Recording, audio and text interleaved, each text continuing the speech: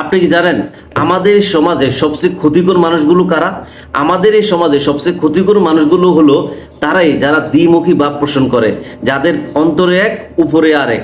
আমাদের সমাজে আমাদের অনেক বন্ধু বান্ধব আত্মীয় স্বজন থাকে, যাদের দেখা যাচ্ছে তাদের কথার ফুলঝুরিতে আমরা অনেক প্রশান্তি বোধ করি।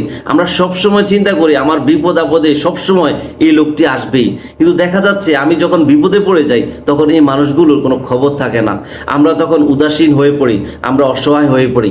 আপনারা উপরের ছবিটা খেয়াল করুন, এক বন্ধু গর্তে পড়ে আছে, আরেক বন্ধু আপ্রাণ চেষ্টা করতেছে তাকে উঠানোর জন্য, কিন্তু ওই বন্ধুটি মই দিচ্ছে না। মই দিলে কিন্তু ওই নিচের বন্ধুকে উঠানো যায়, সে কিন্তু তাকে উঠাচ্ছে না। সে এমন ভাব করতেছে নিচের বন্ধুটিকে যে তোকে আমি সাহায্য করতেছি উপর ওঠার জন্য, কিন্তু আমি পারতেছি না। ঠিক এই দ্বিমুখী ভাব পোষণ করা মানুষগুলো আমাদের সমাজের জন্য, আমাদের জন্য খুবই ক্ষতিকর। আপনি তাদেরকে পরীক্ষা করবেন, এই দ্বিমুখী ভাব পোষণ